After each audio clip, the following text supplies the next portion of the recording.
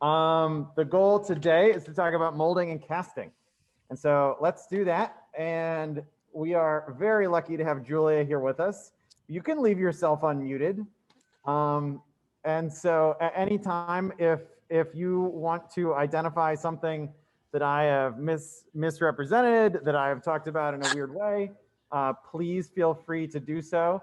The same is true for all of you, because you all have plenty of experience too across the board with many of these materials. And so please feel free as we talk about casting and how you can make these different things, how you can come up with these different materials, what tips and tricks you know, because you probably got some. We're going to take a look at this list. And as I wrote the slides for this, I thought more and more about how this is really sort of like, part of it is because I'm a chemistry teacher, this has really evolved into like sort of the chemistry of these different materials, how they could be used, and then what are sort of the mechanisms for that, with trying to hit some examples across the board. So we're gonna, first off, we're gonna circle back. There's some slides that you'll have already seen, and that's just in case somebody, was asleep last time and they want a quick refresher. So we're gonna redefine molding and casting, more on the casting side. We'll talk briefly about molds and release agents, just a bit, because that's useful to know. And then we're going to go through plaster, cement and concrete, epoxy, silicone, plastics, and pewter. That's our list. So there's certainly more that could be added in there. We just need to pick some and stop. There's many different ways to make castings. This feels like a pretty good start. So again, best learned hands-on. That's still just as true this week as it is last week. So we're just gonna stick with that. And we're gonna try and redefine molding and casting. The mold is the form that was used to make a thing, and the cast is the item that comes from the mold. So we're gonna stay focused on these castings because it's different than a 3D print. And so at some point I have had people in discussion say, well, why do we need this if we can 3D print anything we want? Because it's very different. 3D printers have a limited resolution in FDM and SLA. They're really good, but it's just different. And it's different materials that you can get access to with this. Sometimes it's just faster. Oh, yeah. So. Yeah. The speed is 100% a thing. And like the materials themselves are significantly different. It is difficult to get your hands on a 3D printer that does concrete nowadays. Hopefully, that won't forever be true. It'd be great if it was easier to get a hold of one of those, but they're big and awkward machines. If anybody wants to build one of those over the summer, I'm in. Seems like fun. But in this case, we're gonna stay focused a little bit more on the casting side so you can see all these crazy things. I love this one down here. Looks like a resin casting of a set of lungs. The sort of thing that you'd see at Body World. Those sorts of crazy museum demonstrations or shows where they come through and show things. But first off, before we get to any of these other things, we talked a lot about molds last week. And so an important part of probably what you did last week, but for many of these things is just mold release agents. And we're talking about them as a class of chemicals and sort of the job that they fill. But this one is very nicely straightforward. It's mold release agent, and its goal is singularly to help you release things from molds. So it's a thin layer of something that is usually a spray, but and maybe this is just my brain categorizing it. I think of the paper of cupcakes as just like a mold release agent in and of itself to help get the cake out of the cup. There's many different places. I'm sure that Julia has a far more technical interpretation of what a mold release agent is. Well, I mean, technical, from a functional practical perspective, there's only a couple of different kinds that you're going to really need to worry about. The first is I'm just putting a thin layer like a spray on or brush on. Sometimes you want a mold release like Vaseline that's thicker because it will, like one of the things with casting, you have to worry about things sticking together, but you also have to worry about texture itself creating a mechanical lock. So sometimes you want something that's a little thicker where you can just kind of fill those little pores and things like that to make it that much easier. So depending on what you're casting. Like if you've got something that has like a major texture to it, that can be nice to get rid of it. And the third thing I just sort of wanted to mention, just in the context of the makerspace, dust itself can be a mold release or a release that will keep things from sticking together. Sometimes that is good and sometimes that is bad. So if you have a project, like say you're laminating, you're doing layers of epoxy, and for some reason you have to like leave and come back. If you leave it in a dusty space and you come back, if you don't clean off the dust, you're not going to get good adhesion the next time you go to add a layer. And that's something that I learned the hard way. So I'm just mentioning it now. But you can also use things like talcum powders and stuff like that as a release in certain situations. So Yeah, that is great. And it 100% makes sense with my experience baking cookies, that like when you're rolling out the cookie dough, you put flour down on the table because you want it to not. exactly. It's exactly that on a chemical level. You're just putting some sort of a barrier so that they're easy to separate. And so think about, you've got to imagine it for the context that you're going for. You'll probably be following some instructions your first times doing any of these things. So pay attention to the mold release, whatever they identify it as, or even if they don't mention it, think about what it is you might want to use. What's it similar to that you could use as a mold release? But seriously, it's like greasing a muffin tin most of the time. Yeah, that ultimately you're just great. Yeah, exactly that. So let's see. Clickety click.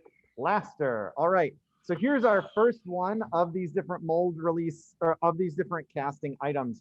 Plaster is a fascinating one. It's a really good, like, we're going to go with a nice chemistry level topic.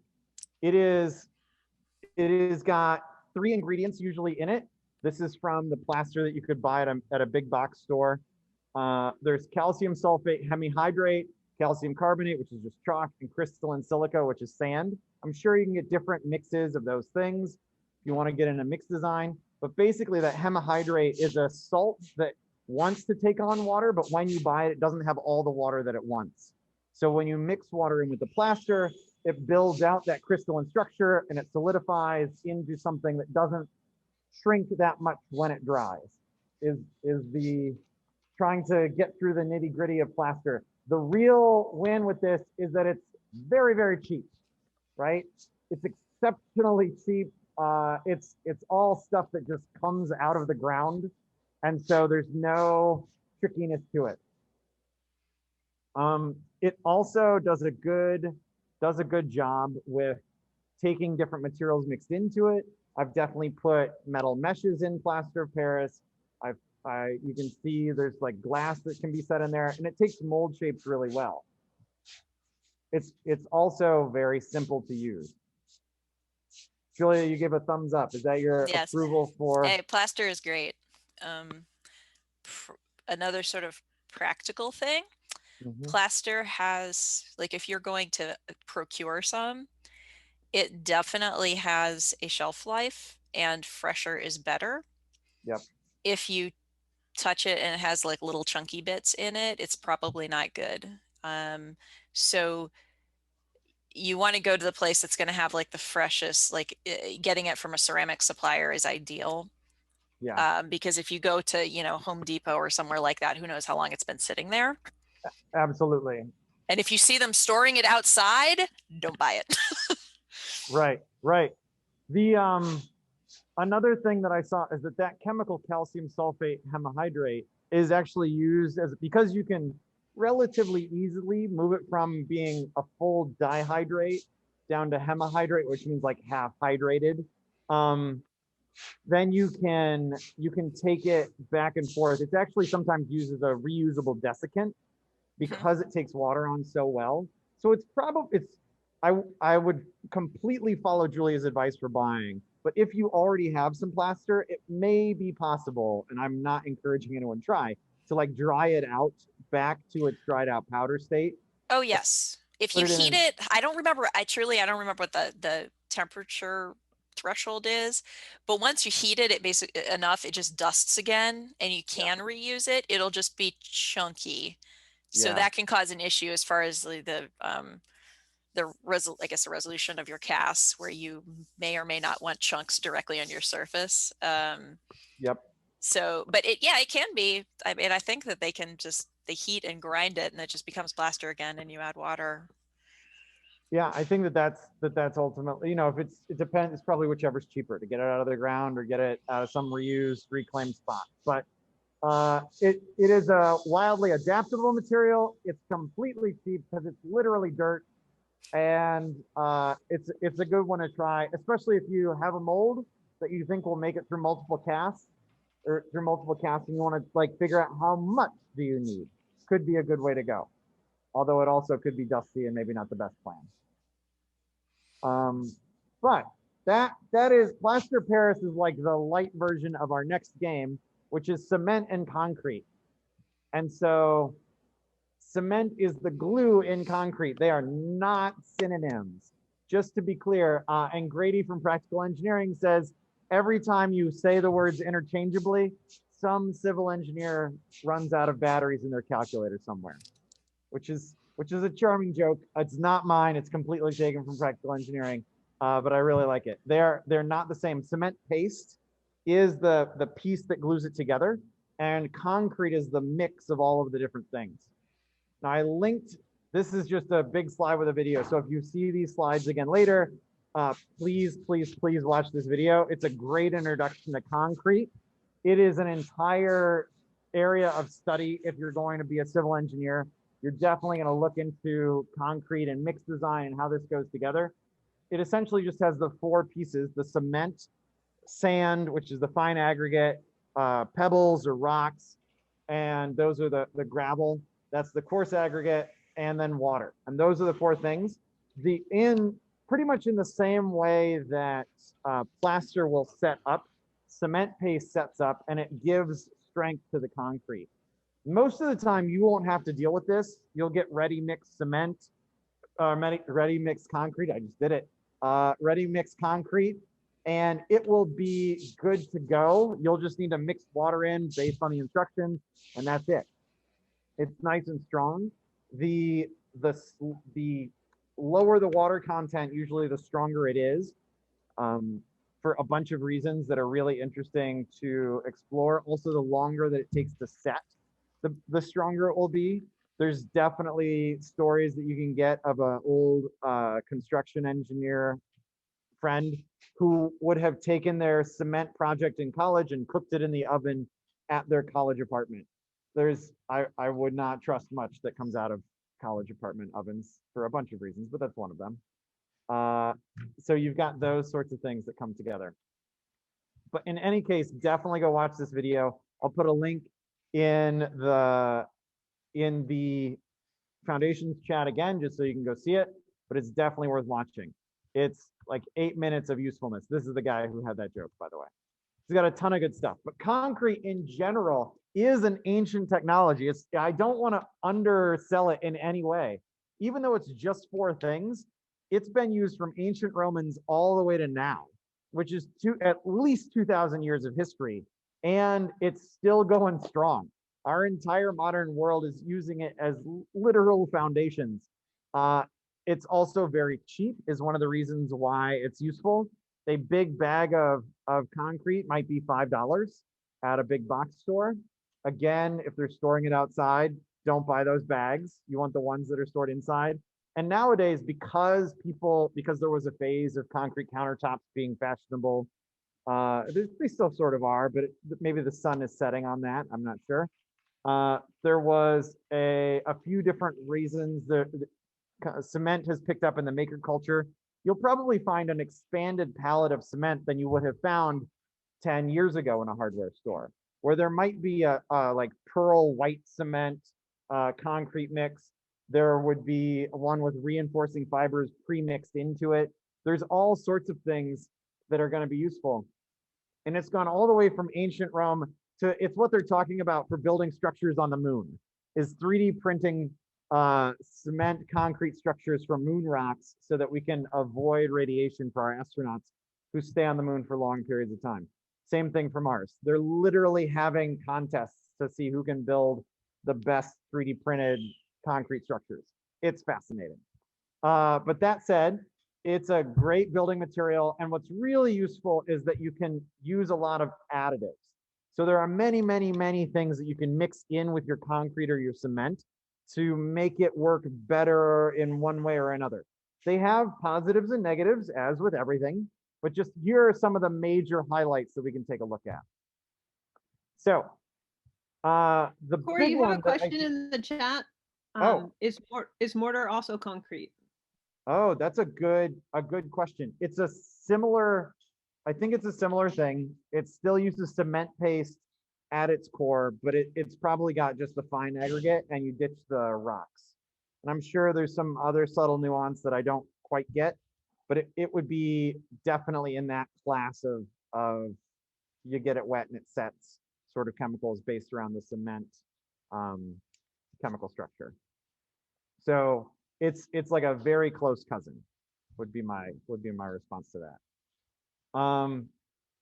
So if we're saying that cement and concrete and maybe mortar included all fit together, these are some of the key things that you might want to mix in. If you want your cement to your concrete to flow into a mold, definitely,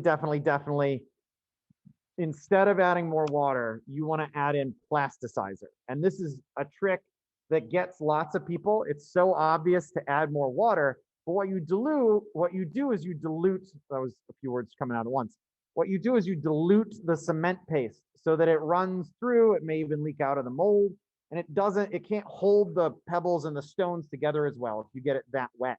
It'll take some of that powder out as you get it more and more wet. So instead, you use the plasticizer that somehow, and I'm going to go with, we're just going to pretend it's magic. The plasticizer works. You add this powder to a not that wet or not that runny cement, and all of a sudden, it makes the whole concrete mixture far more flowy.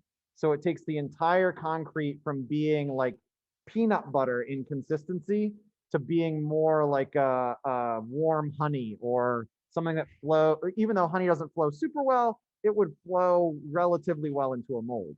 So that plasticizer is relatively cheap stuff.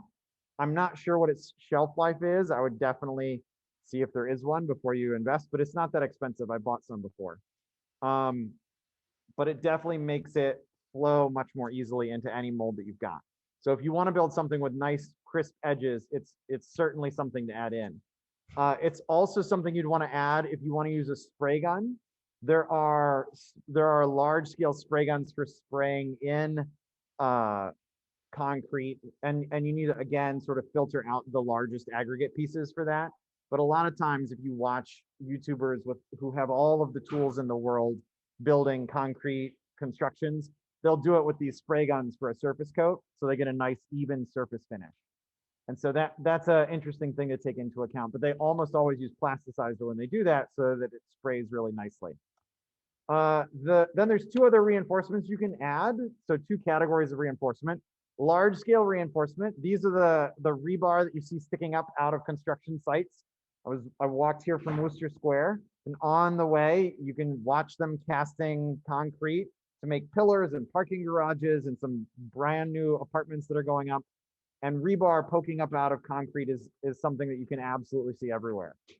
And that really balances a set of forces that we're going to look at in just a second. But that concrete is very, very good at being squeezed, at dealing with compression forces, but it's pretty bad actually at tension. So if you pull at concrete, it will get crumble and it'll fall apart. So you need to do things to take that into account. And rebar is one way to address that on a big scale. So for bridges and buildings and whole like patio blocks that you'd be pouring all in one shot, you'd want to think about rebar or metal meshes or those sorts of things. Coated rebar is more expensive, but it's great because it won't rust. It's coated in plastic, so it keeps it from rusting or rusting nearly as much, because that rust can eat away from the inside. That's why most of the time concrete degrades nowadays.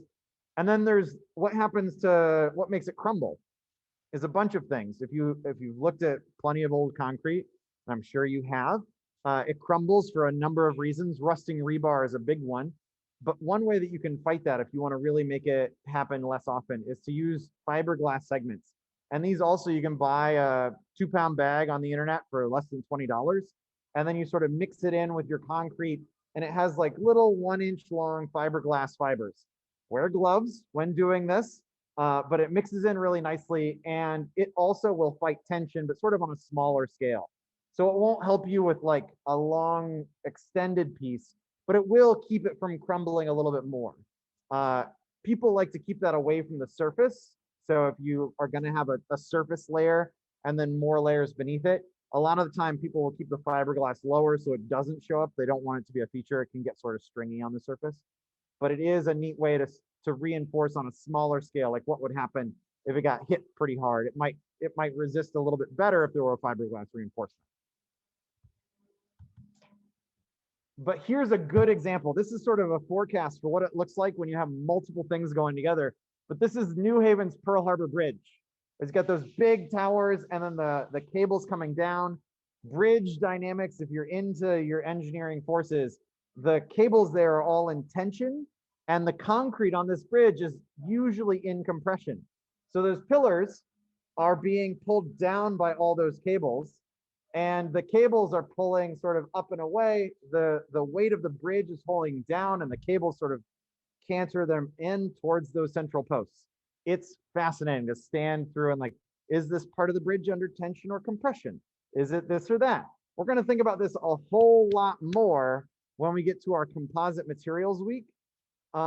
Because when you have a bridge like this, many things are at play, and we cannot in like 3 minutes convey all the complexity of building a bridge. But being able to identify tension and compression members is going to be very helpful, because you can use each material for what it's best at. Concrete is really good at being compressed, and metals are pretty good at dealing with being pulled. They have a tension that they can deal with. So that's definitely something that's fun to look at. And these big cables sort of bear it out for all of us to see. Is it the Q bridge? This is just what Google told me its name was. I have no idea. I'm not from here. Q as in the Quinnipiac River running under it. Oh, that makes a lot of sense. I've definitely ridden bikes past it before and driven over. I drove over today. I only know its official name. Okay.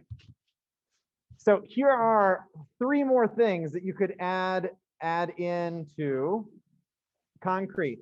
First off is a water sealant. If you're making concrete projects, like if you want to make a countertop, sealing that is really going to be important. Most of the time concrete is really good at absorbing water. You can even make completely porous concrete so that water just runs right through it, if you do certain tricks to make that happen. But most of the time people will want a solid seaming surface. They want it to act like something that it's not, perhaps. And so a concrete countertop is a good example. You want to mix in a sealant and probably put in many layers. You probably need to touch that up regularly, but you can get it to effectively bead on the surface. I've done this myself with a concrete countertop. It's very satisfying to watch it go from drips that like turn into this big dark mess across the surface to once it's treated, it beads up on the surface like Rain-X on a freshly finished windshield. So it's a really cool effect to put water sealant, but you need to touch it up just like most countertops in a house. They have some touch up that needs done. And so that's definitely something to take into account. Another thing, if you're working with concrete, is to color it. Lots of people will really want to color in their concrete. And so you can add powders or liquid colorants. Those both exist. Usually if you're going very light, you'll need a white colored cement or white colored concrete to make that happen. And the color, if you don't buy a colored concrete, it's going to change its color sort of naturally over time as it switches its pH a little bit through the process. It'll go from maybe a darker gray to a lighter tan. You can get all sorts of colors in that range. If you get I think the brand name is a pearl white concrete, it will start off very white in color. They do something to make it whiter, and then you can add these coloring effects into it. You've got to be careful though, because if you're doing multiple different pours, you need to try and match those colors, which can be tricky. So it's a lot like the chemistry of epoxy, where you got to get everything lined up just right for that to work. And then finally, our inclusion. Some people really have good luck with inclusions in their concrete. I have not had good success with it. although there are many different people who are far better at this than I am, where you can put in little things in there so that they show up. A lot of the time, the last step in a concrete project will be to do some surface grinding with an angle grinder and a diamond blade, maybe even a wet angle grinder so that you don't get dust everywhere. And if you're going to do that, if you know that you're going to use an angle grinder to clean the surface, you can remove sort of the top layer and see those inclusions really nicely. You can make it look a lot more like a natural stone with that, and it works really well. But here's maybe, I think this is the highlight of the show, and this is where Julia is already unmuted.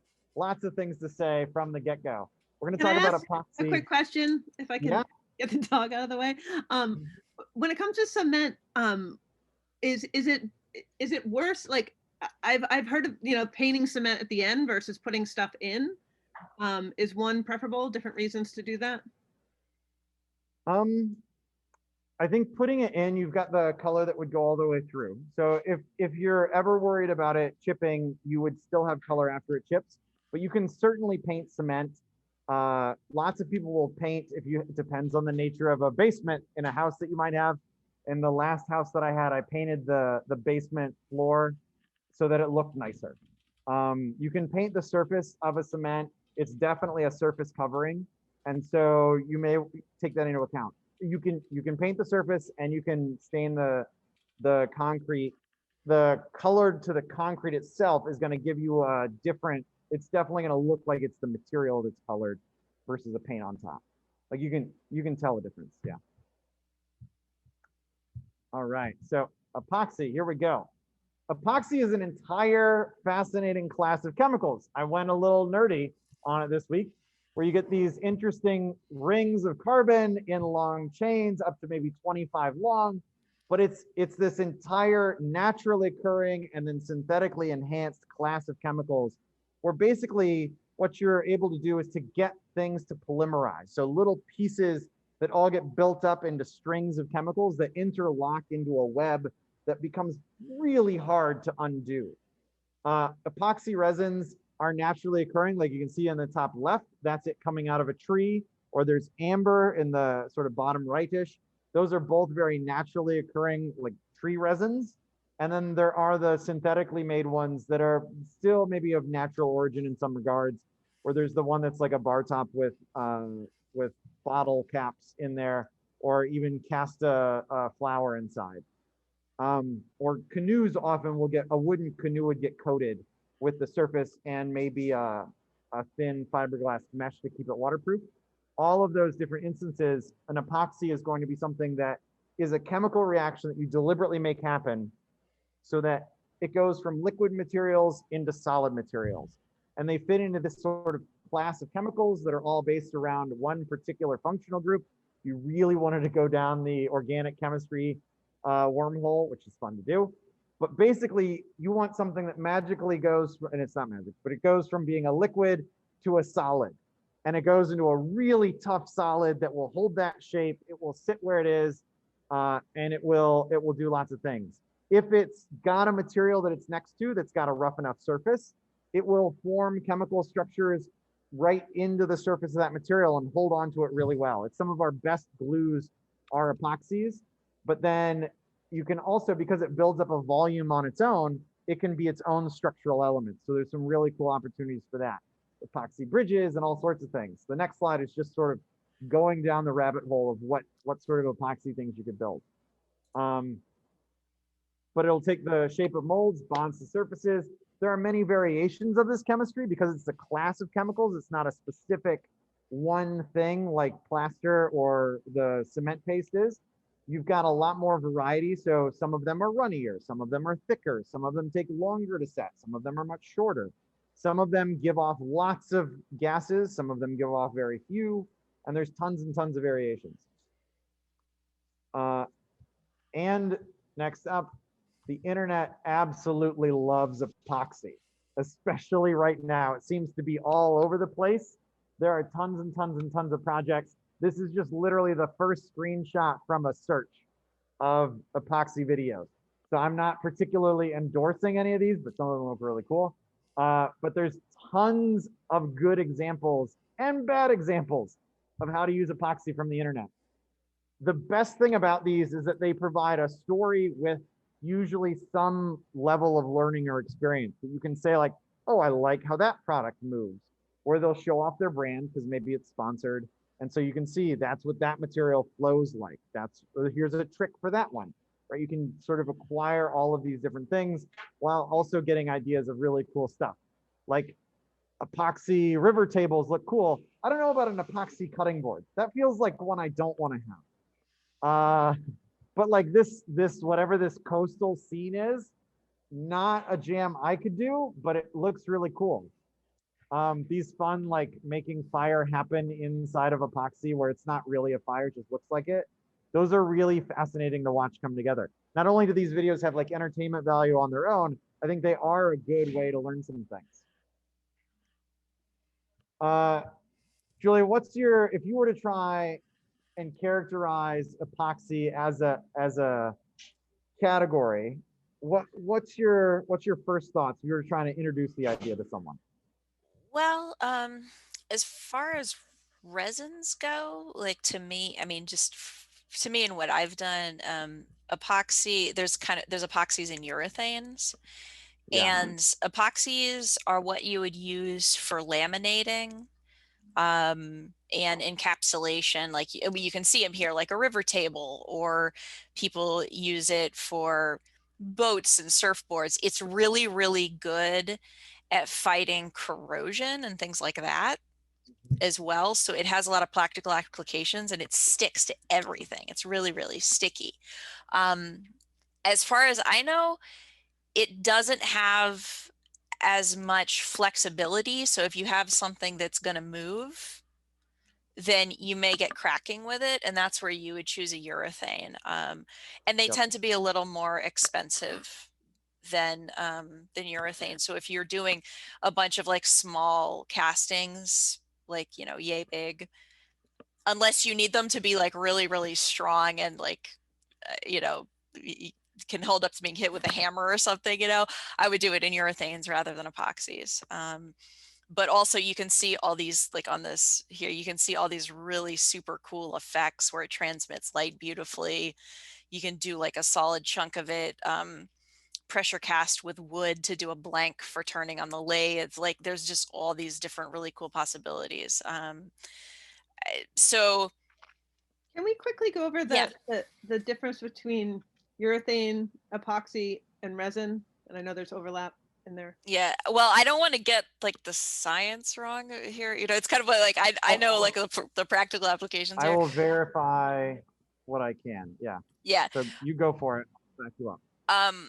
Epoxies are really great. They have great adhesive properties.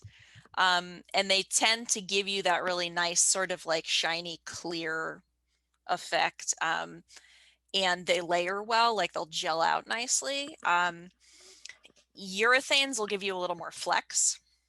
So if you need something that's going to be able to like have a little bit of bounce to it, if you drop it on the floor, then that's, and I'm not talking about like rubber bouncy, but that like kind of like you would make probably a toy out of urethane because it's going to have like better durability in that, like based on the use. And like with the model kits that I do, those are all urethane. Like it would be very rare to do it in epoxy. Epoxy would be more for something that is like outdoor signage, fixing a boat, doing like a flat cast or a table, things that are that need like a good light transmission, like all of that type of thing. I mean, I don't know if I'm answering the question right, but it's one of those things where like a resin is usually a two-part, like it's got the resin and it's got the catalyst. And epoxies and urethanes are both resins, but they're two different classes of it.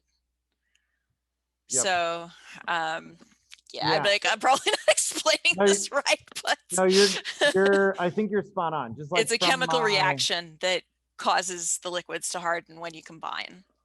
Yep. And so here's polyester urethane. It like the chemistry is fascinating, and to any chemist who watches this, I sincerely apologize.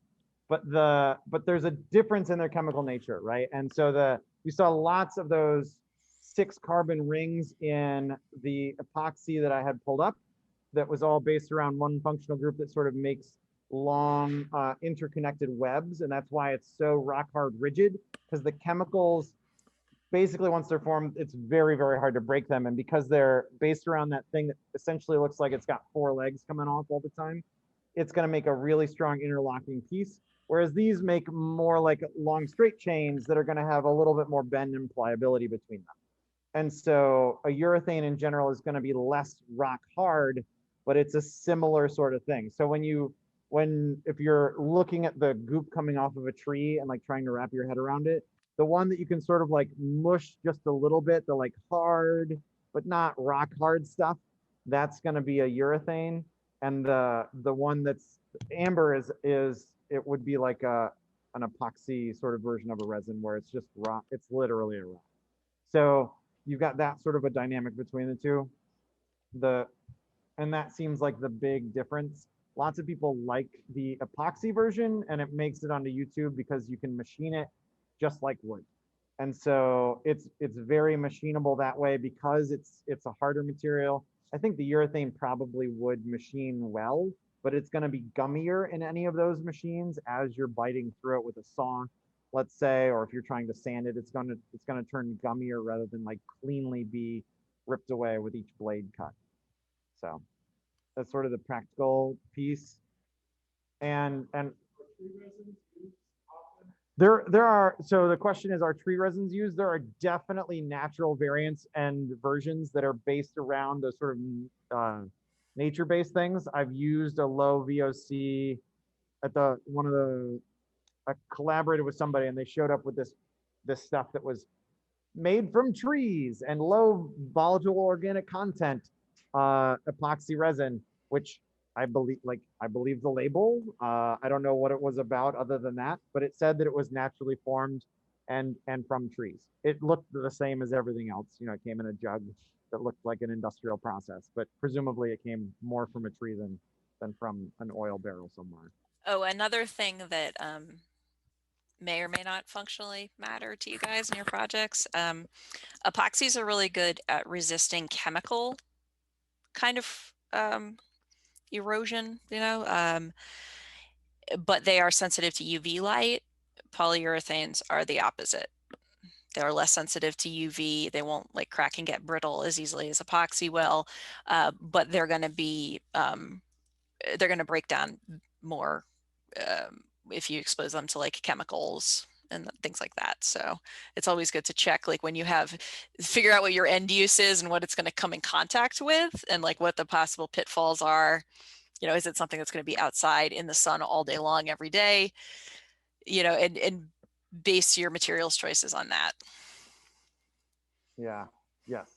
There's a ton of choices in all of these chemicals. Basically, each chemical that you're going to explore is going to have its own weirdness.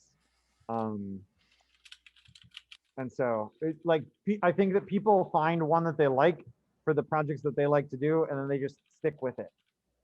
They like find their favorite type of epoxy and then that's what they use because they learn the nature of how it works. But next up, we're going to talk about silicone. So another class of chemicals that can be used. These get lots of use all over the place. Ice cube trays, things in the kitchen, caulk for sealing edges. This is sort of the rubbery stuff. It's pretty similar chemically to sand, actually, in that it's silicon and oxygen. And so in this case, a lot of times this could be used to make a mold in many cases, but for a lot of things, it is the end goal in and of itself. Like those 2 little hot hands down at the bottom that are sort of munching on each other. So silicone has got some great thermal properties in that it doesn't spread heat that well. So you can use it as a set of hot hands. It can make its own nice molds, or you can even use it to coat around things. So you can make silicone coated cookware. Don't try and make your own cookware. Feels like don't try and make your own parachute sort of activity in this class. But it is useful for that if you can find the right food safe versions of all of these different things. I don't want to be responsible for you. Don't just don't make cookware or parachutes or other daily driver things.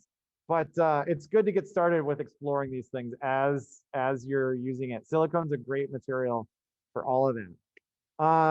Julia, there's a 5-gallon bucket in MakeHaven of something, the one that's on its side on that roller. What is that stuff? That is MoldMax 10. It is a basic it is a tin cure silicone from Smooth-On, which means it's a good basic one. You can use it for a lot of different things, block molds, painted molds. We even have some nice additive to make it stay on a vertical surface if you want to try that out. So that is what it is there for. One thing though, I just want to say again, no sulfured clay ever, because it will keep many silicones from curing. There's another kind, the platinum cure, which is the like super fancy, more expensive, more durable version. It will definitely inhibit that, and I think it will also inhibit the tin cures. So no sulfur. And like from a high school chemistry teacher perspective, that makes a lot of sense because oxygen and sulfur are chemically pretty similar. They both have 6 electrons that want to go to a party and meet 2 electron friends. So chemically very similar. It would just jump in the way instead of the oxygen that you can see in this structure here. That's what those O's are. So that's sort of the game that's going to happen. So unsulfured clay, 100%. It's right there down in the chemical structure. And this particular, the MoldMax series, almost all of those, I think actually all of them, the 10 refers to the shore hardness, meaning how hard it is and how flexible it is. And this one is pretty stretchy. You can do a lot with it. It gets gradually firmer. The important thing to remember when you're mixing any rubber is to double check the mix ratios and whether they're by weight or volume.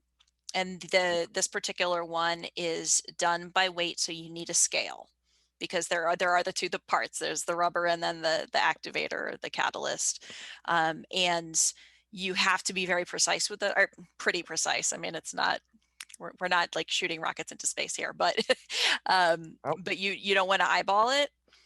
There are some silicones that are 1-to-1 by volume, but always check that. Yeah, it certainly boils back down to it's a chemical reaction, and stoichiometry, as much as vendors try and make it nice, there's a certain amount of the world doesn't care how friendly you make the product. It needs a certain chemical ratio in order for it to work. So you've got to make sure that you hit those amounts, and unless everything is exactly the same density, ratio by volume and ratio by mass are not the same.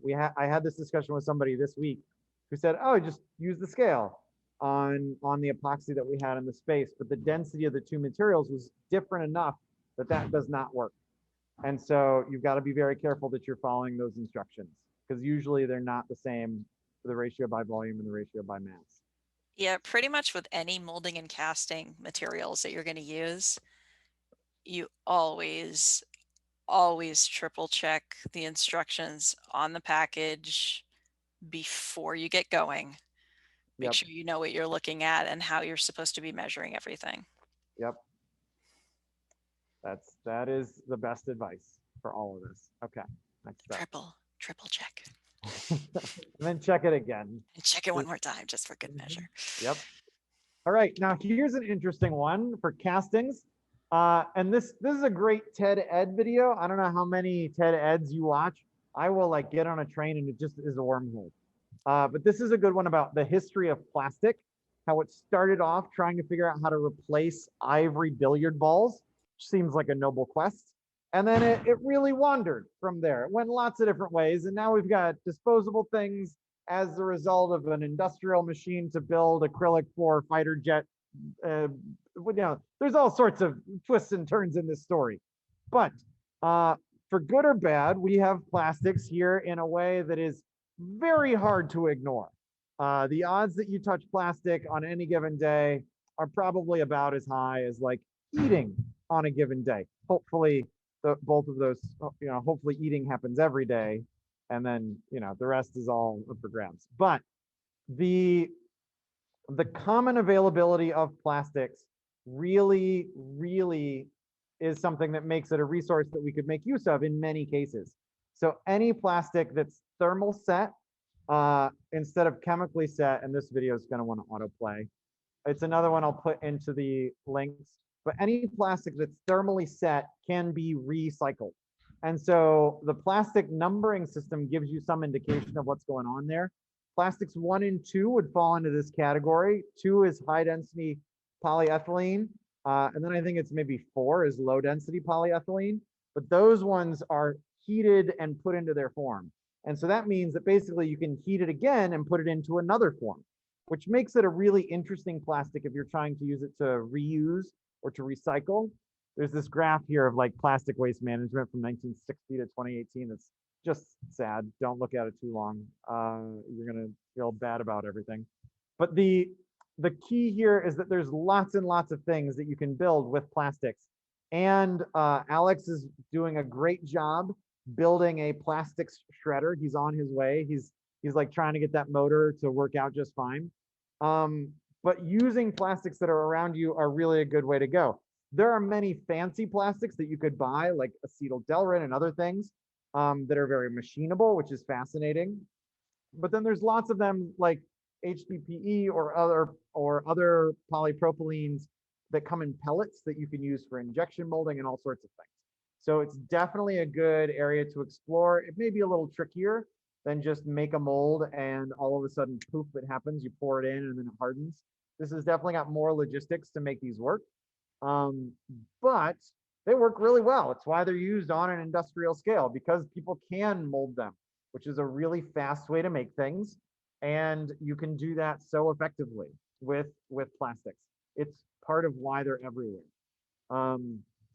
which is probably generally bad. Also, just as a quick side note, the future archaeologists will probably identify like this period in the Earth's history by the layer of plastic that was left, which is not a good sign. But it's about where we are.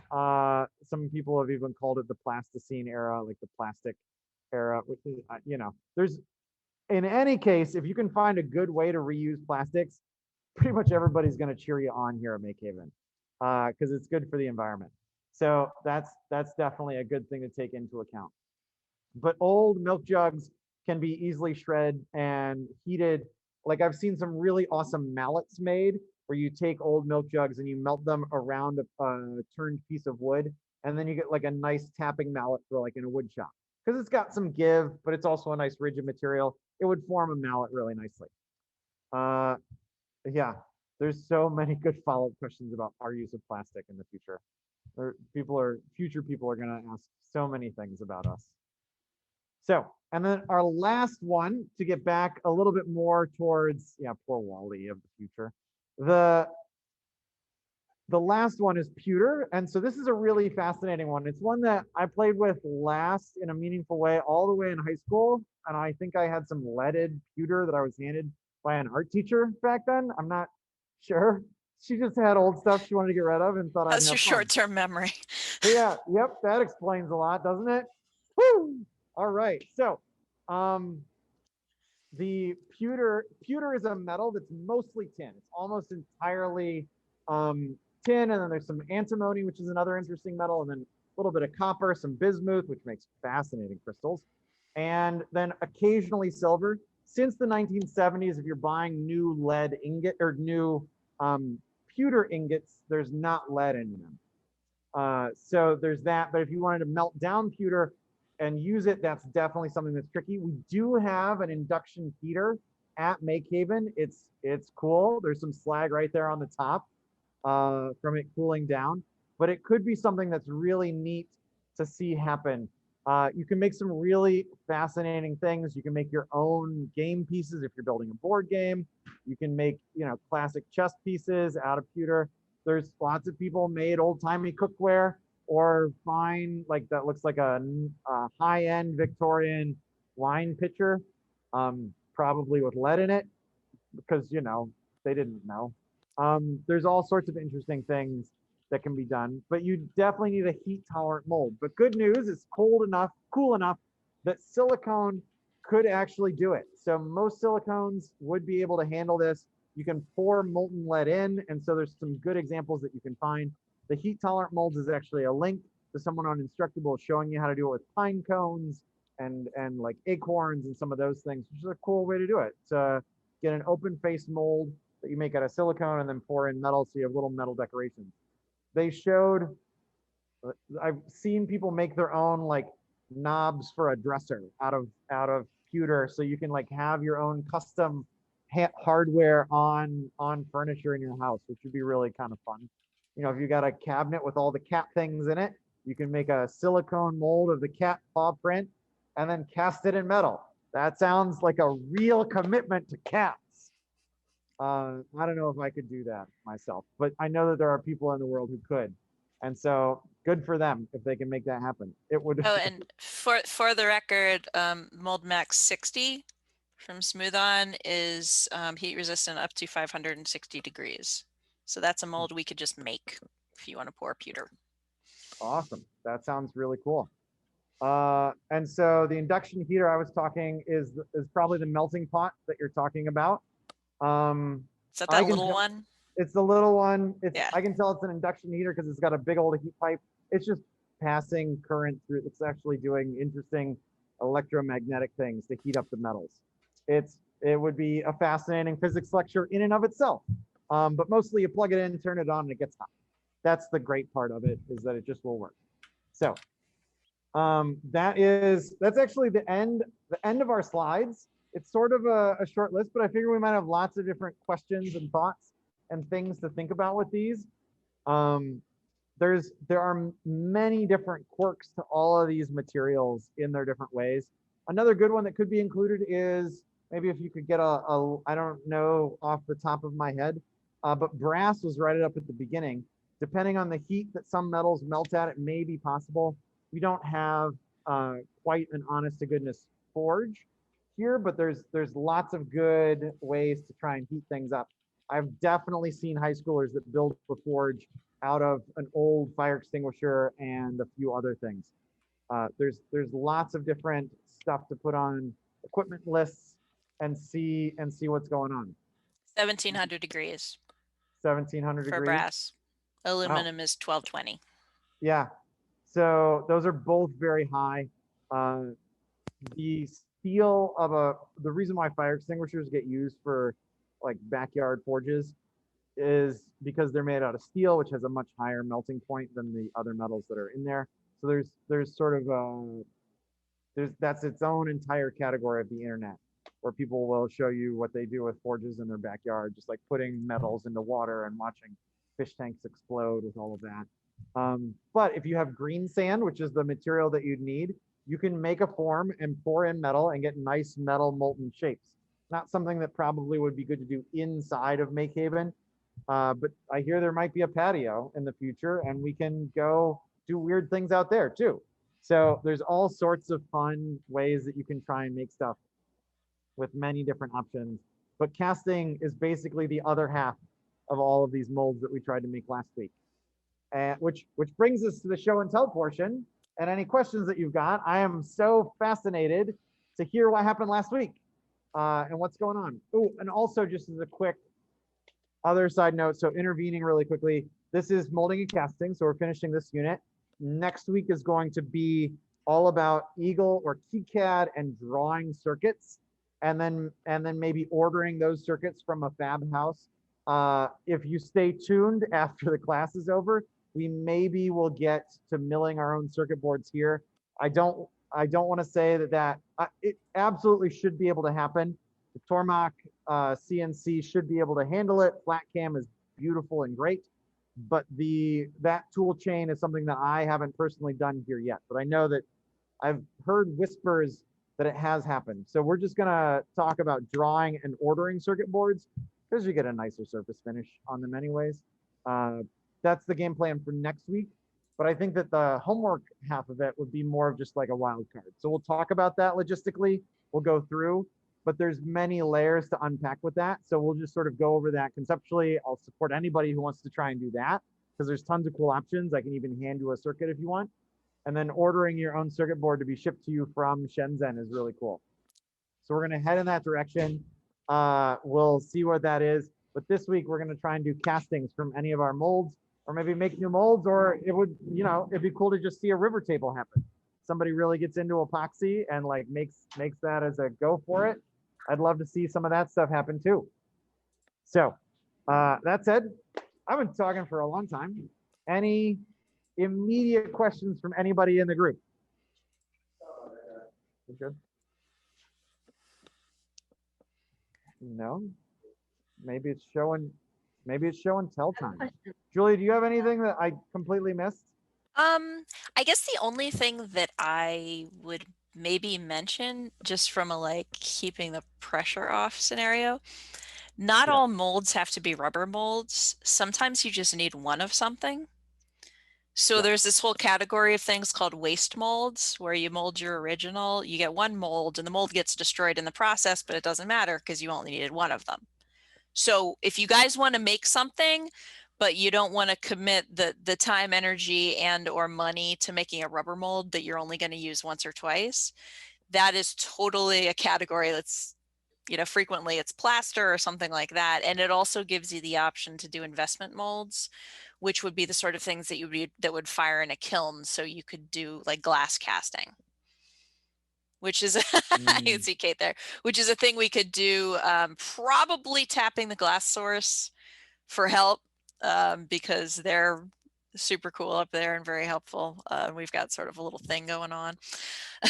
I know Kate visited there recently. It is a beautiful, wonderful place. Definitely recommend it to everybody. Along those lines, I did watch maybe 4,000 videos about investment. I was like, investment? What is that not having to do with money? So I watched a lot of videos.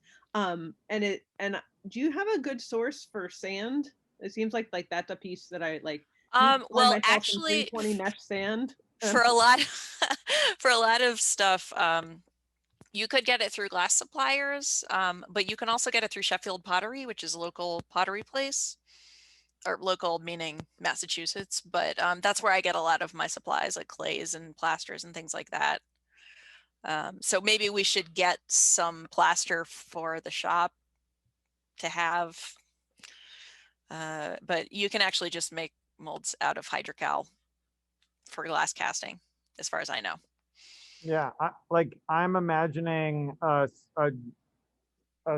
shape that's somewhere for the perfect spoon holder from a wine bottle, sort of merging the train that Kate's seems to be going down. Like I want to have something where you set a wine bottle in it and it just melts inside of our kiln and it's already perfectly spoon holder shaped. That like makes a lot of sense to me. Yeah, and you could I mean, a mold can be made of anything that will survive whatever process you're putting it through. Like, so you're talking about doing like a slump mold for melting a bottle into like a shape, you know, pressed into a shape. That could be ceramic, as long as the melting point of the clay that the mold is made out of is higher than what you're melting into it. That's all that matters. And that it doesn't lock. As long as there aren't any undercuts, then you can kind of use anything as long as the material fits the bill. I would assume if you're doing things in ceramic to become a mold, you would fire it once just to fire it as you fire ceramics, and then fire it again with the material. Yeah. Yes. Yeah. I mean, I kind of, I've seen those. I don't know how, usually one of the things you're looking at is how durable does it need to be? Like how many pulls are you going to get from it?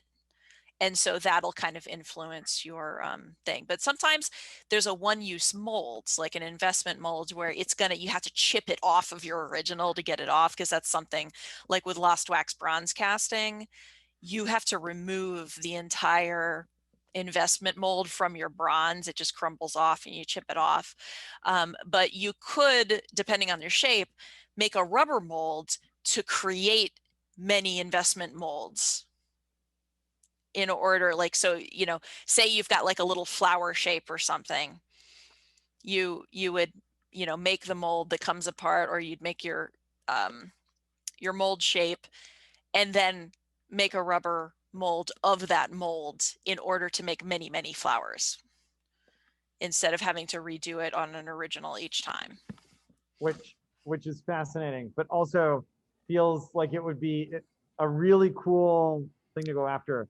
But in one week, don't try and make that your goal. Oh no, not in 1 week. This is a if you feel like it later kind of thing. Yeah, a much longer process. So yeah, let's try and do our show and tell. See what people are up to. If you have any like instant ideas for what it is you want to try this week, if you like, maybe you already have something worked out in your head, you can tell us about that. You can tell us what you did this past week. Sort of give us a vision of what happened and where you'd like to go with this casting business. So let's do that. And anybody who'd like to go first, Kate, you are unmuted. Do you want to go? Sure. Since I was already talking about next week, and I feel a little dumb that took me a whole week to think of glass, which is what I like to work in all the time. But going to the glass source was great inspiration, and gave me that moment. But this week I did, let me share. Hopefully I'll do this right. As many of you saw, all right, you're seeing my screen now? Yeah? Yep. Cool. Yes, we are. All right, so mold making this week. Many of you saw that I played with AlgaSafe. And you can see here, it tells you to make a mold of your thumb. So that's their suggestion. That's what I did. As you saw, I got stuck in it, but only briefly. This was really cool. It's still one of my favorite things I carried around with me. I love this stupid little weird thumb thing. I highly recommend everyone make one. The only thing is I was like, I wish I put like a little like something in it so I could make it into a necklace or something, but you can always make more. You can totally drill into that too, just FYI. Nice. Oh, I guess we're watching that. Here's some sounds. Just creepy sounds that were either like you'll enjoy or will freak you out. This was, so I did create a mold of my daughter's hand using a trick-or-treat bucket. And then we poured plaster. Demolding, when you use a bucket that's the only bucket you have and it's too big, can take a while. So this was us trying to free her hand. Took a while. But eventually we got all of the alginate off, and some pieces of plaster. So that's there. So I did try a second. I did also try to cast my hand. So this is the mold there. With hers, by the way, I only left the plaster in the mold for an hour. And so that's all that it took. You can move your hand, thanks. I left the plaster in for an hour. I wasn't sure how that was going to work because I lost a couple fingers, plaster fingers, not actual fingers. When I cast my hand, I left it in for the full 24 hours, which is the cure time. I'm not sure any of that makes a difference, but this is just my experience. Also, the side of my hand is really creepy. When I took it out, was not happy about that. But also with mine, I also broke a finger. So I don't know if fingers just break. I also wonder about my plaster ratio. I talk about that a little in my blog post. But I did get some creepy hands out of it. So my hand just looks especially weird. This is my daughter's hand. I am working on gluing and fixing them. I'm cheesy, so I gave it the 2 thumbs up. And that's great. All right, that's my project. Anytime you have, we actually have casting tubes where they're just clear plastic tubes. When you have it like super thick because the bucket was so large, that actually makes it a lot firmer, which will tend to like, make little parts that are sticking out a little more delicate. You can get around that by just using a vessel that's very, very close to the overall shape because it gives you a little more flex. also did you use like regular plaster of Paris, or like what was the, if you use something like hydrocal, which is a statuary plaster, it's a little tougher. Yep. Cool. Yeah. Now I'm learning about repairing plaster, which is a whole, new thing, which is cool. Shellac. Cool. Yeah. Thanks.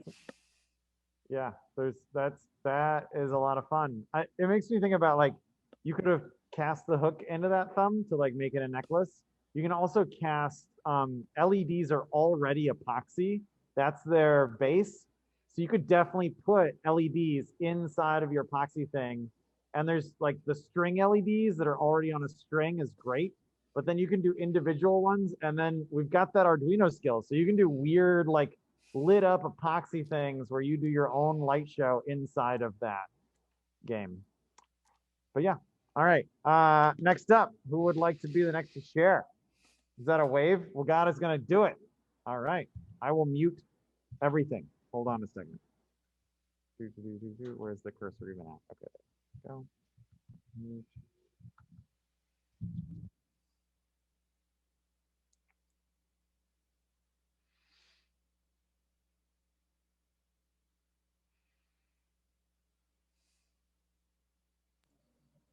All right, hey everybody.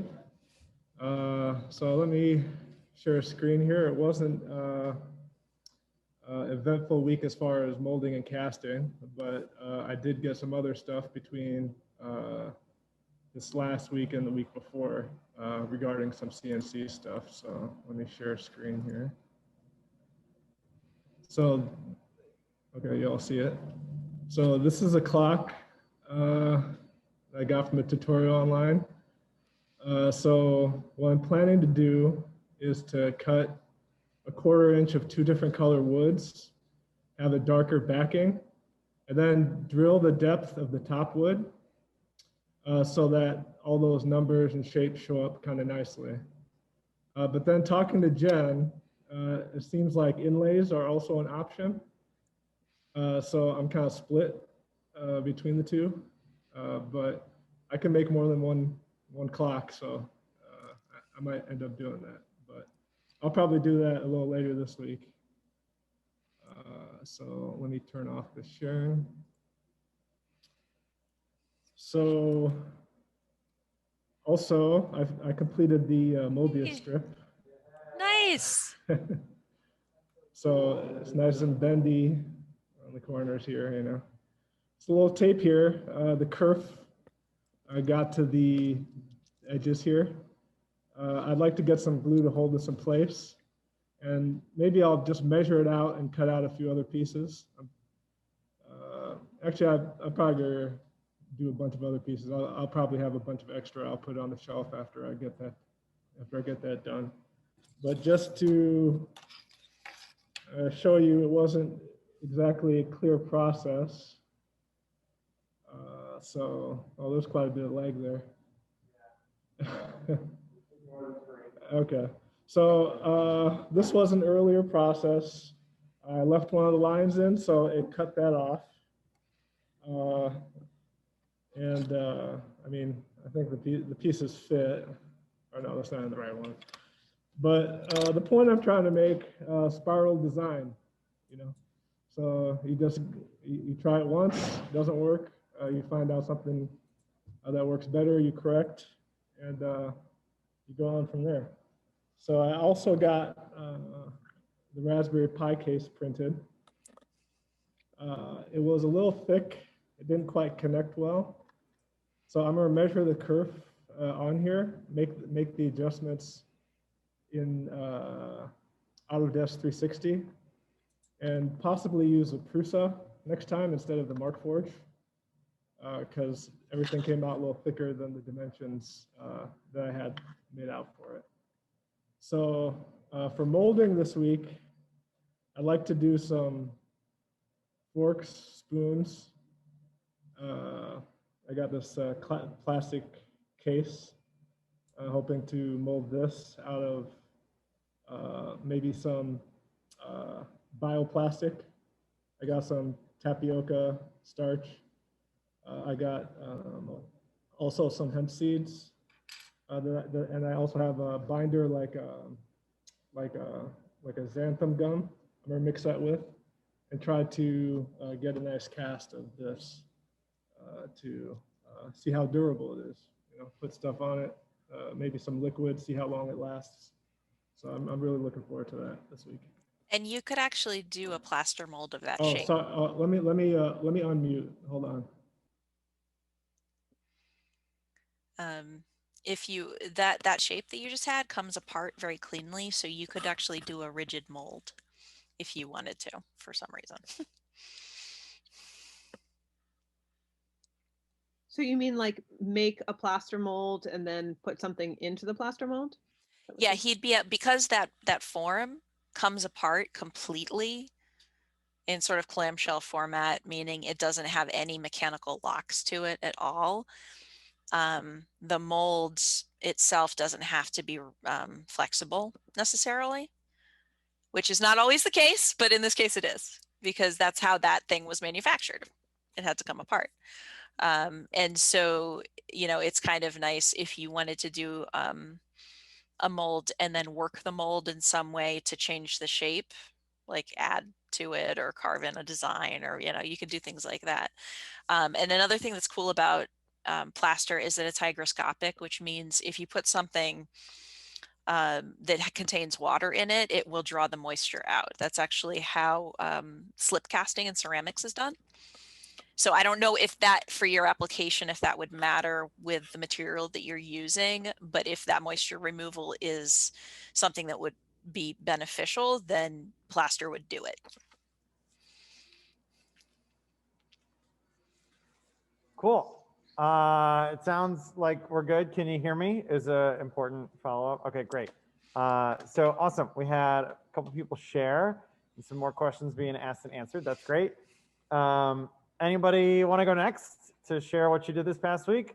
Lila? Yeah, go for it. Hi, can you hear me? Yeah, okay. Yep. I'll start with sharing my screen too. So I bought these little knobs on Amazon and I wanted to make some kind of key hook or a hanger or something on the Chipoko, and it started this like this. This is what's going to be the design, and everything was all well and dandy till the very end, and it went carry on me, and it was the scariest experience ever. But yeah, so it didn't happen, and I think I'm gonna break up with the Chipoko for a while. That's where I am with that. Yeah, but it's so good until right at that last little Right bit. there, I don't know why it decided to do that there. So, oh well. It didn't take long, so I don't know. I don't know why I did that, but that was that. And then Ruby kind of inspired me. She was doing going to make a mold out of the algae, so I whipped up a little thing out of the hold on a second. How do I get out of this? Stop share. So I just made this on the laser cutter real quick, and I'll go back to the, how do I reshare now? Share screen.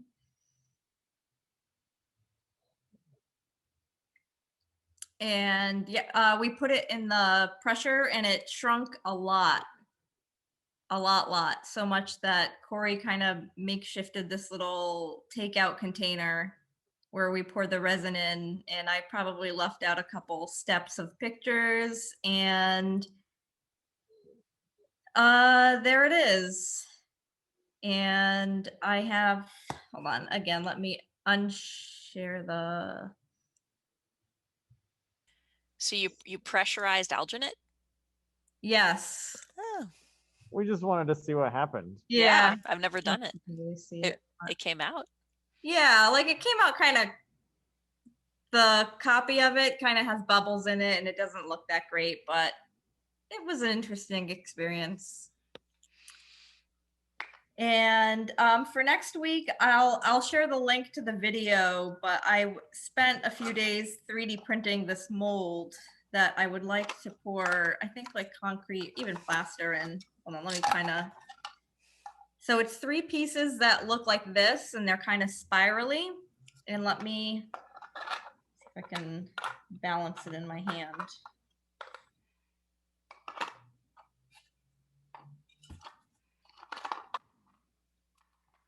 But it fits together and all the seams are on the, like the pattern on the inside, but you get the gist of it. I'll share the video with you. I just have to look up the thing to it, but it came, I splurged and I bought 3 3D files and they're all pretty neat to make little planters. So that's the plan. That's awesome. All right. Yeah. Yeah. There's actually some concrete. Sorry, Corey. I You're almost said okay. it. Cement. There is some cement at the casting station from someone else's project. You're just going to want to get some of that flow helper. Yeah, like I haven't put 100% thought into what is going in there, but actually it's going to be reusable, so anyone is welcome to use it. Yeah.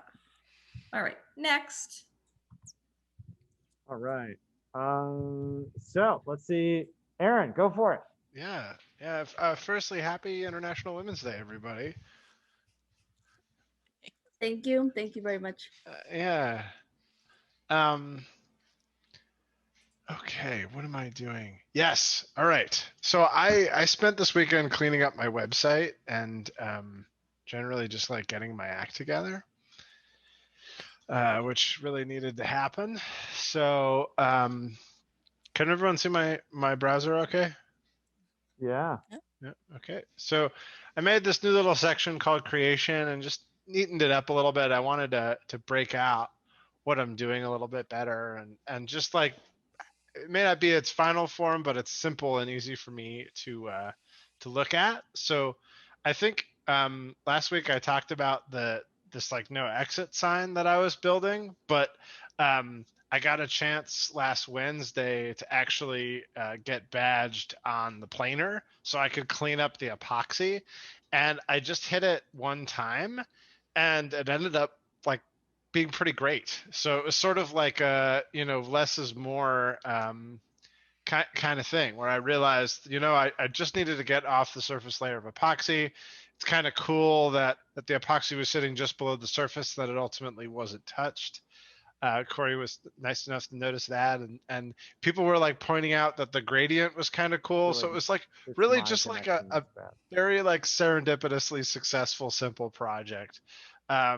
And I'm extremely happy with it. I really like the idea of maybe embedding LEDs in epoxy. I think like for a sign that could be particularly cool. I thought about maybe like integrating electronics on the back of a board, and I do really like the idea of signs. I don't know why, but I feel like particularly drawn to them. So I see some more signs in my future. I already have some ideas as to what I'm going to use. So that's sort of gonna sit on the shelf, so to speak, for now. But in terms of another like casting project that I'd be really interested in, I play this video game where essentially like currency are these little orbs, and they do different things, but I really like the way that they're like essentially different faces sort of like smashed together.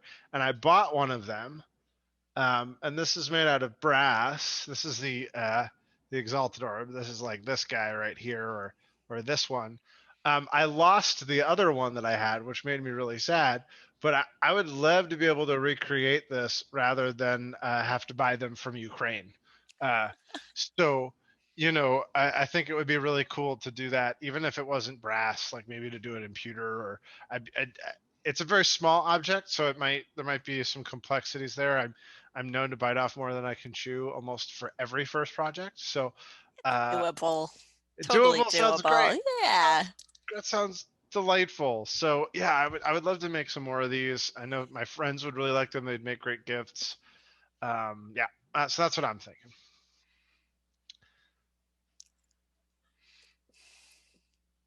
Cool. So I'm like puzzling over how to do you. That feels like a good 2-part mold. and then you pour in the melting pot pewter would be a nice easy way to make that happen. Does that sound Yeah. right, Julia? Yeah, or you could do a bonded metal resin cast. That'll look pretty darn accurate. Oh yeah. like using the pigment inside of the. Well, it's actually, it is like if you do bonded bronze, it's actual Ah, bronze powder, okay. like real legit. So, you know, it's Cool. you get a pretty nice surface. It's not going to necessarily be as heavy, but That's really- okay.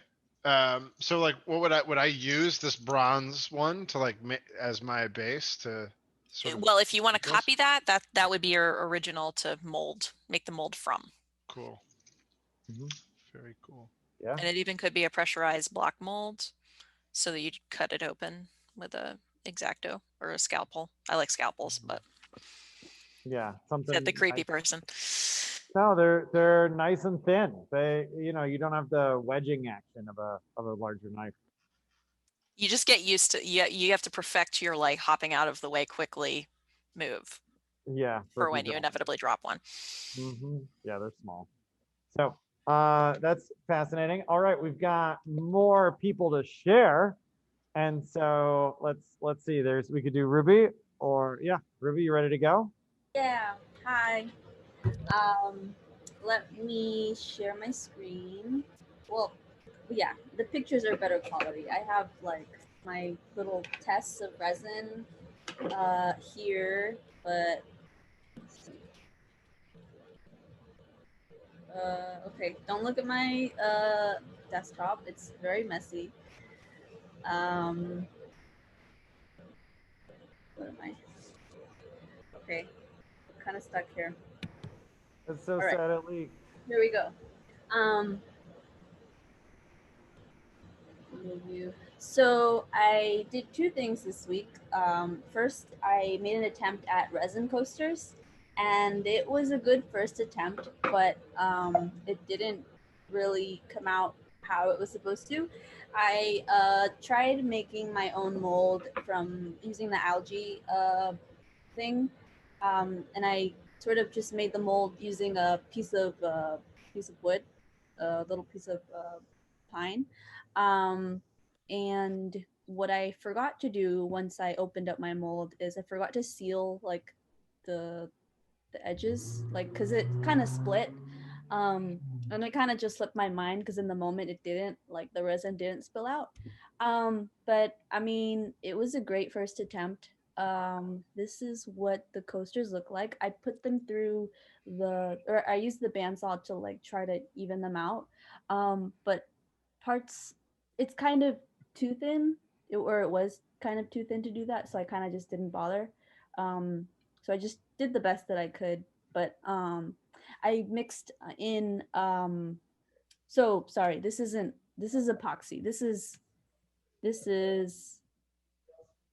tabletop. This epoxy that Kate very kindly let me borrow. And I mixed it in with some eyeshadow, and that's how I got the color to come out so glittery and shiny. And I just used like cheap Walgreens like makeup. And yeah, so that is how that came out. I think I'm gonna try this again next week, and I think I'm just gonna get like a mold, like a silicone mold, like for like chocolate bars. Like they're the same. Like I just need it to be long enough to fit through the planer, and I'm sure they sell like very long, chocolate bar molds or whatever. Yeah, and then so the second thing that I did is I made, let me see, this key using the Shipoko, this key holder thing, and bananas and hearts because I thought that was a great idea, and it is. And this is what it looks like through the planer. Sorry. It looks so clean. Okay. Lovely. Yeah. So this is the white resin, which is this from Smooth On. The yellow is the clear like epoxy that I also mixed in with eyeshadow, yellow eyeshadow. The second heart here with the outline is actually a mistake or an accident. So the bottom, after I realized that the resin was white, I put the clear epoxy with pink eyeshadow on top. And when I put it through the planer, it like gave this cute little outline. This is a mess. It's actually a very happy accident. It looks so Yeah. cool. I might try it again if I'm feeling brave. And then this last one, this darker pink, is the pure, tabletop epoxy with pink eyeshadow. And I mean, I think it looks great. It's not the final product, but I think I definitely feel comfortable with trying this again next week. And then, yeah, there's a little bird. We had some leftover epoxy. And there was one more, but I don't know where that picture is. It's this one, and it doesn't want to open. But crap. Yeah, that's about it. Now, can I just ask what you wanted the chocolate bar molds for? To be able to like basically I want the shape of a rectangle so I can make resin coasters and put wood like inside of them. We can 100% do that with stuff we've got. Yeah. Okay. Yeah, absolutely. And that's actually, this type of thing is actually a perfect use of the vacuum chamber, because you can degas and then make the mold. You can degas the rubber and then make the molds just, out at normal pressure, and you'll get really nice bubble-free molds that way. You don't have to put it in the pot. I just I don't know if it's like it needs to be a certain length, like it to be able to go through the planer. And I have to figure out. I think it's like a foot long or something. I don't know if that would fit, but for sure. Well, the cool thing with molds is you can make them however big you want. So like, but I mean like, I would need to put that through the vacuum chamber, right? And with The vacuum, all you would be doing would be taking the bubbles out of your pot of your pot of rubber. Oh. And once it doesn't have bubbles in it, you carefully pour it into your molds, and that's what you're doing. So it doesn't need to worry. You don't need to worry about fitting it into the pressure pot. I get it. Because you remove the bubbles through vacuum instead of pressure. Cool. Thanks. Yeah. There's so many different unique processes to like hit exactly what you're going for that it's important. I feel like one of the important things is the clarity of vision for like what you're hoping to get, so that you can, that's one thing that I've learned when I'm trying to do projects that are like this, is like if I can articulate what I want to try and do better, it's easier to ask the questions to make it happen. Usually I'm fuzzy when I describe what I like. I want this and it'll be great, which is not a problem that everybody suffers from, but it's one that I have. And like learning exactly what it is that you want is really helpful to make that better. So cool. There's tons of good options there. Jamie, do you want to share? Here, come on over here and have a seat. I can hold the thing up behind you on camera.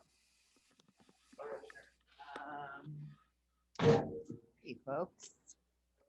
I just redid this.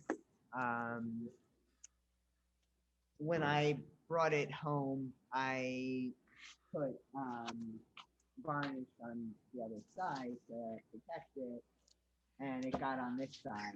And then I sanded it thinking I could sand it and then wipe it away and be shiny, and that wasn't the case. So I kind of messed it up, and so I decided to sand it all the way down and just get a nice clean surface. There wasn't enough to do both of them, so this one, I built this border around it. We poured it on. There were a few blemishes. Went back and kind of tried to fix it. Have a nice little bump. So we still have character here, but this one's like actually really nice and smooth now. And what I did was I took the leftover from the cup, because my hands were like just so cruddy, and I just was like putting it on this because this had nothing on it. And I figured, I whatever. I don't know what I was going to do with this, but I basically just took the leftover, then took some alcohol, and that seemed to thin it out enough to just spread it all over. And I actually really like this texture better than the really nice one, but that's just because maybe I wasn't expecting it to come out nice, and it did. So I think it did. I haven't taken these off to explore the corners, but yeah, I'm really pleased with both of them because I got two different effects, and I learned a ton just through trial and error, mistakes, frustrations. Like that one was like almost near perfectly flat, and then I just overworked an area and thought I could live with it. And I just looked at Corey and I'm like, I don't. It's like a big gaping wound. Gotta fix it. So we kind of went back over it and worked it again. And at some point, I just said, you know what, it's not going to be perfect, and that's just this table, and I let it be. And I'm really happy with both of them. And I think this week, I have like a lot of things I gotta do, but I kind of want to do river table. So I've been looking at them. They're really beautiful. I'm not sure how I'm gonna do it. I have this plywood. Yeah, I have a few different ideas, but I have to see if I can get some quickly and the right tint. And if not, that might be a future project, but that's kind of what I was maybe hoping to do this week. Also, I didn't actually cool. do the mold other than this, so maybe I'll go back in time and do last week's project, which was a mold. You can make a thumb. I hear rave reviews about making a thumb. You could totally make a thumb. Could start a little thumb collection. I want to know how easy would it be to take your first thumb casting and then like add little weird like arms and legs coming off of them like thumb people. Like some sort of Totally doable. Yeah. Like how bizarre of a thing can we make? And then just have little thumb people all around MakeHaven. Like just on top lurking in the corners. That's right. Sitting on a vent, looking down from above. Yeah. A thumb with wings, all sorts of different things. Oh man. Yeah, there's tons of fascinating things that can happen, ways that we can make all of this happen, like all of these different ideas come into existence. I'm super excited. One of the big things for this week is make sure that you play with the molding and casting, try and explore a new material, get yourself out there, try new things. Next week we're going to circle back for a short stint in with electronics. We're going to look at, let's see, I'm pulling up a few other scheduling pieces, and then I'm going to share my screen briefly, share screen 2, and let's not share this at everybody. But and if you guys are interested, I have some photos of a plaster waste mold being opened if at some point you want to see that. Absolutely, we do. Let me just, yes. Finish your train of thought. Yes. But in here, I just wanted to go over briefly our game plan. This is our document for sort of the run of the weeks. So we had our full wild card. We're doing molding and casting. Next up will be SMD parts, Eagle and KiCad, and then milling. So mostly we're going to stay focused on just how do you design those. And then we can also talk about how would you go about ordering from somewhere like PCBWay or JLC PCB, so that if you wanted to design and order your own circuit boards, you could. And then we'll sort of hint at the direction you'd go if you wanted to build it here also. Although some of those things are sort of on the fringe of what has been tested right now in MakeHaven. But over the summer, hopefully I'll be able to circle back and we'll be able to get that even if it's a little bit after the course, after it's supposed to be in the course. Also, I think that there'll be some wildcard time. The assignment for that week would be just to make your own circuit drawing, just do one. It's a completely software game. There's not even anything that you need to print to make that happen. After that is BioLab, which is really exciting. And then at the end of March, we'll be circling back and it'll be composite material time. So then we'll be back to epoxy, but laid up with fiberglass or burlap or different things that can go from there. Then we've got servers and apps, and then make something big. So we will circle back and hopefully get to the Gerber. We're going to do this. So it's still a little tentative. You can see these are more notes than concrete plans. Then servers and apps and user interfaces. And then we head into group projects once we hit May 3rd. So this is, May 3rd is a magical date for a bunch of reasons. Corey, do you mean to be sharing something? Because we're not seeing a schedule. Oh boy, I sure do mean to be sharing something. Thank you. This is, I thought that it would, do you see anything at all? No, you don't see anything, do you? Oh boy. Yep. Hold one moment, please. This is the struggle of 2021 teacher. Share. Okay, it did it. And that's not what I wanted to show you. We already looked at that. This is what I wanted to show you. Can you see that? Okay, great. With some faces down in the corner. So for this, we're doing molding and casting. Next up will be SMD, Eagle, and KiCad, which is all about making and drawing your own electronics. Like I said, the assignment there will be just to do the drawing, not necessarily anything else, but we can certainly go deeper if you want. Then Biolab will be exciting. I need to talk to Nora, the facilitator, but I'd love to do gel electrophoresis of your own DNA so that you can see your DNA drawn out. Then we'll move back to composite materials. We'll probably bother Julia again as we talk about epoxy mixed with things, or many other ways to make composites, which are sort of like the bridge, where you think about a tension member and a compression member, mixing materials in a way that make more than the sum of either of the, and then any of the parts. Then servers and applications, which we'll do for a week. Then make something big, which will come up also. So that's something to start thinking about what it is that you'd like to make big. And so we're talking table or side table or chairs, those sorts of pieces. And then servers and apps, just sort of looking ahead for where we're going. And user interfaces to go along with that. And then we get to machine design, mechanical design and machine design, where we get closer to work. Well, this would be group work starting May 3rd, which is exciting. This is what I was talking to when not sharing a screen. May 3rd is exciting as a date because that's when everybody in Connecticut can get the first day for everybody to get a vaccine, as long as everything runs to plan. So that's very exciting for everyone involved. And then we'll have group work sort of happens for about a whole month. And then after that, it's into conceptual things and working towards final projects. Those will probably blend together more than we're thinking, but that's sort of the tentative timeline. And then Kate was saying maybe we can imagine a graduation, like little mini project show, like art show sort of deal of all the weird things that we've made. Because that sounds fun. The successes and the failures and the fun times and the crying moments of it didn't work, all of that put together.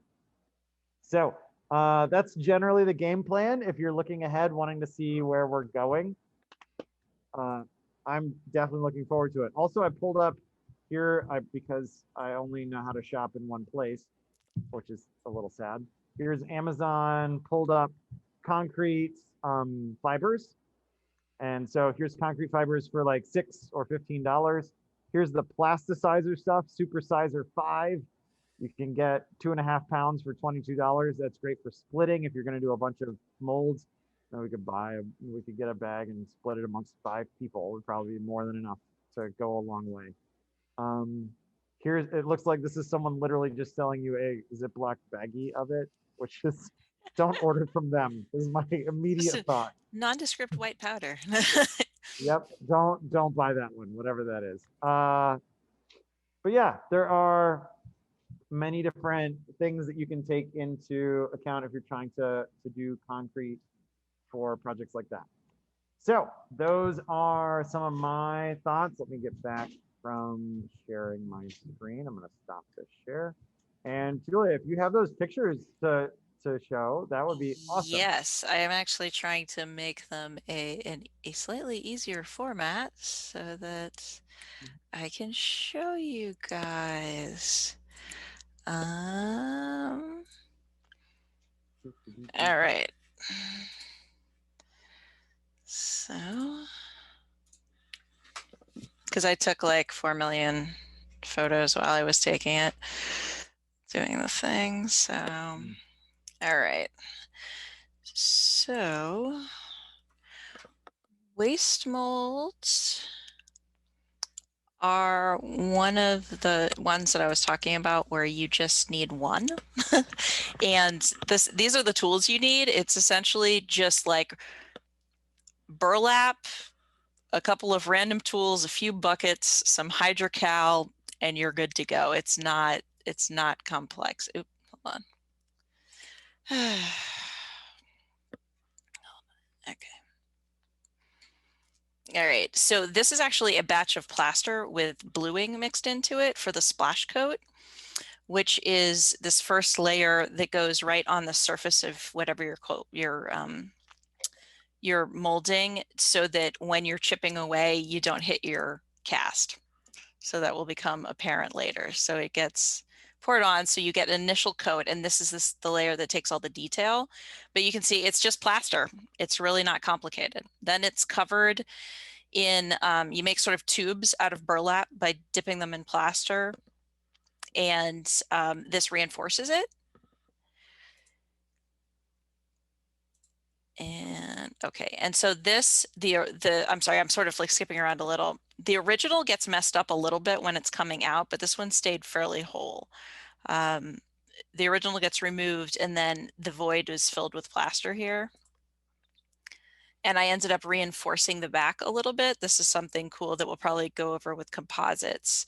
And I put another like little layer using the tension of the plaster to reinforce in the back. But this is what it looks like when they come apart. So that's the original, and this is the mold. It's pretty weird. It always looks, and then it has to be cleaned out. Murphy's oil soap in this case is a very cool release that you guys can use on plaster because it soaks in. And so once it's completely cleaned out, that is actually the mold cavity. And then the outside just gets pried and chipped off. But you can see here the layers. When you get to the blue, you know, you have to be careful so that you don't gouge your cast. And it just gradually comes out using a screwdriver, like so.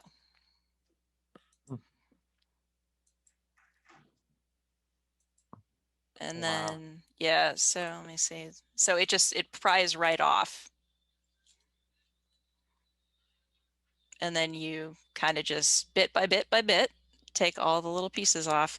You may have to use a little dental tool action to get into crevices, but it comes off very easily because of mold release. Yeah, without mold release, that would just be one piece. It would be a solid chunk. But all in all, it gets a good result. I think I only chipped this one little spot right here. But it's a cool way, like sculptors frequently do this when they don't want to do a full rubber mold of like an entire piece. They'll do a waste mold to have one permanent copy of something they've done in clay, and then later if they need to make a rubber mold to cast it in bronze, they'll do it. So wow, yeah, that's just wild. It's like the level of detail in that piece. Mm-hmm.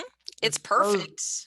Yeah, I mean, and it also says you're a pro. Like that's the takeaway I had from that. Yep, for sure. It's definitely. But the mold does not need to survive is the moral of the story. Yeah.